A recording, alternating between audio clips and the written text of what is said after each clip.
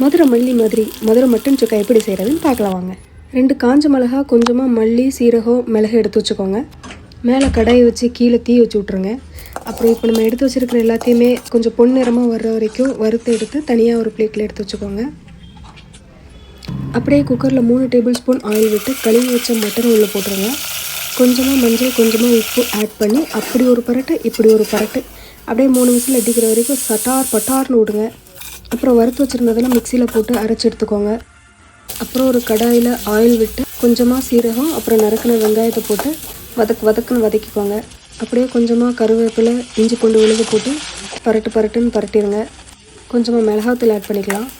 இது வதங்கி வந்ததுக்கப்புறமா வேக வச்சு எடுத்த மட்டனை ஆட் பண்ணிக்கலாம். அது கூடவே நம்ம அரைச்சி வச்ச மசாலாவையும் ஆட் பண்ணி மிக்ஸ் பண்ணிக்கலாம்.